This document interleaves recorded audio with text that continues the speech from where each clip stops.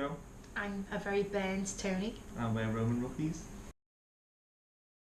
Okay, so this is our week 3 3. in review. Oh no, don't know. Things that we've done this week. We have done Favela tour, rainy days. When the weather's better, we've done some nice long walks along the beach. Yeah. Favela tour. It was with Be A Local. I was looking forward to this the most. I'd say out of the Brazil section of our trip, this was certainly a highlight that we were both looking forward to.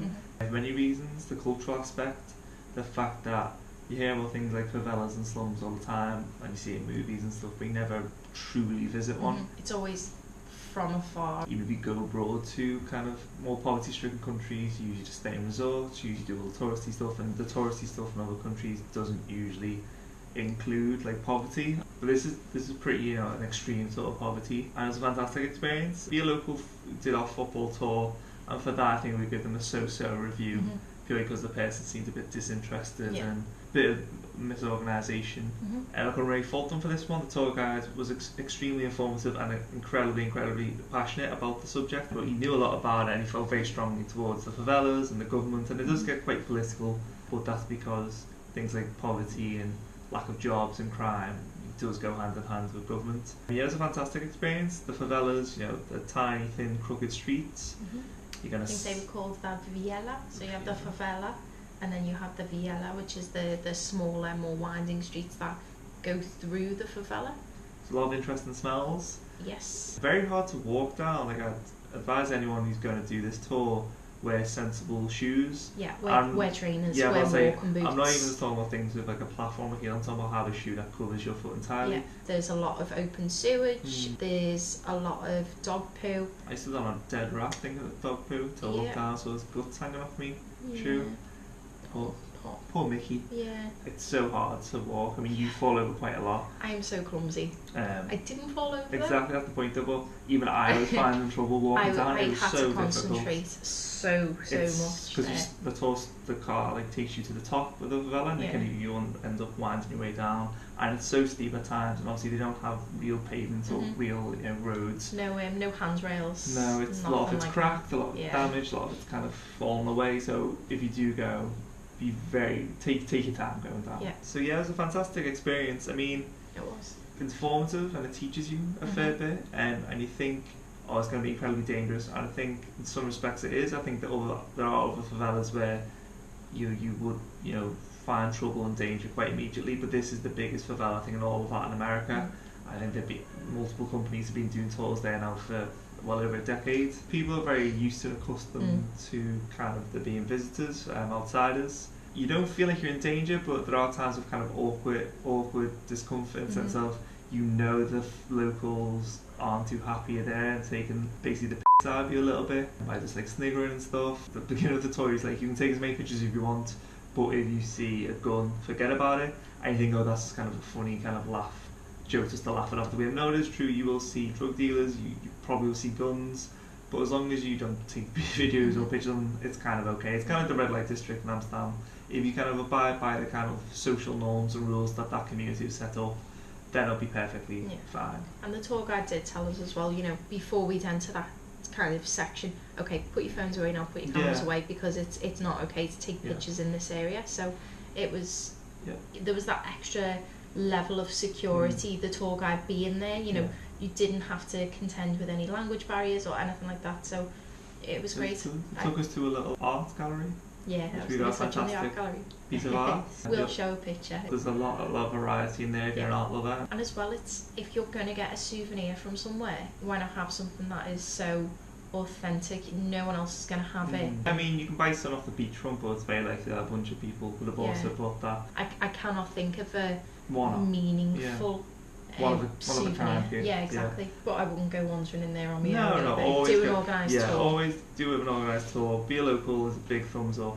While we'd probably review them 3 out of 5 for the football, it's probably a 5 out of 5 for the favela trip. You feel as if this is their thing. The football was kind of their bit on the side.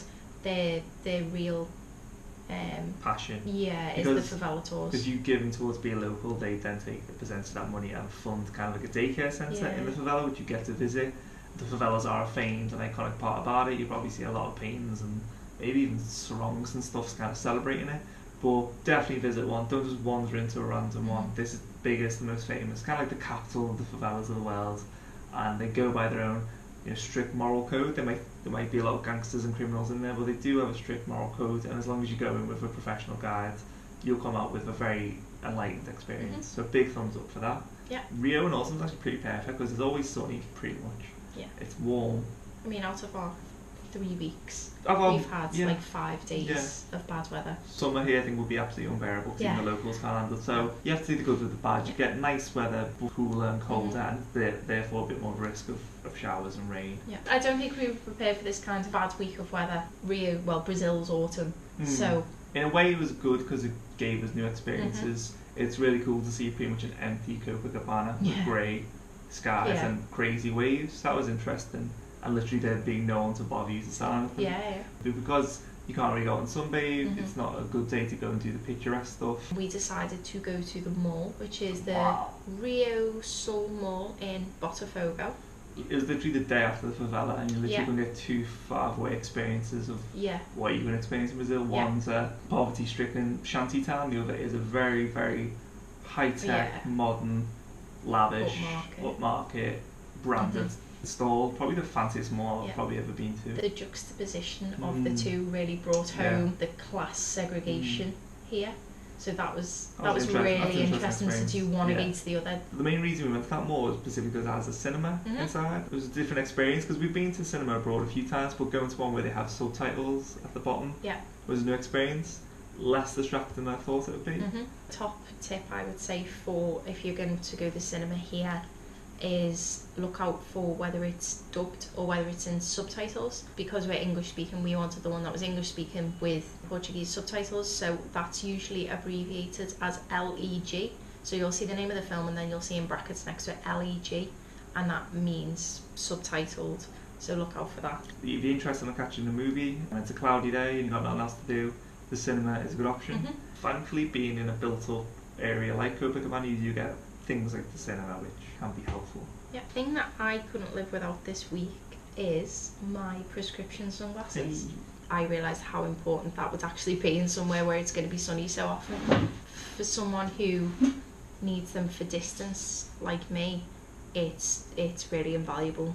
I literally, not just this week, I could not live without them for this whole trip. And it's a bit of a weird one because this isn't travel related specifically. It's Netflix or really any kind of subscription video service on demand, primarily because if you're traveling for a while, as much as you want to pack your days full of adventure and fun, there are going to be a lot of downtime and rest, and with the weather this week as well, if you've got bad weather, I won't be sitting here all day wasting my time away watching Netflix. I mean, you can do that at the comfort of your own home. Another tip for this week is if you stay local, stay cheap, you're gonna get a better quality of food. Your taste buds are happy and your bank account's happy. So exactly, just because something's flashy and in your face and kind of where all tourists go, don't necessarily think that's better, because our experience so far has been the pricier, the more kind of lavish surroundings, equaling worse customer service and worse food.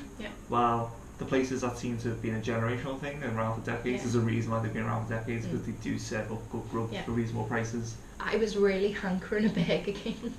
And they were handing out vouchers outside, and they have saved us a lot of money. Like, for days when you are nearing your budget, we have just gone, okay, we'll get a Burger King then. I'm ashamed for how many times I've gone to Burger King now. So keep an eye out when you're walking around. Anyway, when you've got to live on a budget, money off and vouchers are becoming valuable, and we save so much money in being under budget purely because of a voucher. And we've still eaten, maybe not well. Not well for our insides, but well in the sense of being a filling meal. We've been satisfied off it, So any kind of chain that you recognise that hand out vouchers, because every time I've gone back to Burger King, with every meal they then give you a new set of vouchers, which is bad because it means they're drawing you back in. We're kind of relying on it, and eating burgers every other day or every 2 isn't good, but at the same time it's always a fantastic option. So local places or international places, if they're giving you good deals and good rates, or have like a meal of the day, which a lot of Brazilian places do have, do check out. Deals. Don't feel bad to look like an Ebenezer Scrooge. No, definitely not. If you're on a budget, keep to your budget is my advice. Exactly. So there's our tip for the week. Tip of the week. There you go. Subscribe to our channel. Bye.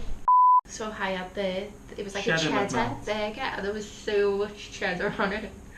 Toe jam burger, wasn't Oh. it? So Nerd. yeah. Nerd. So I only thought of this. And it's been good. It's been good. I said I wouldn't want to sit. Anything else you'd like to add?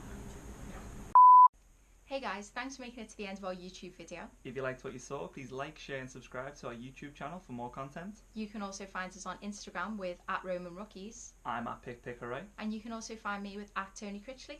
Thanks for watching. Keep roaming. In the mood for some movie talk? Check out our reviews of the latest and greatest the Silver Screen has to offer on our pop culture channel, Rookie Reivew. Check out the link in the description below.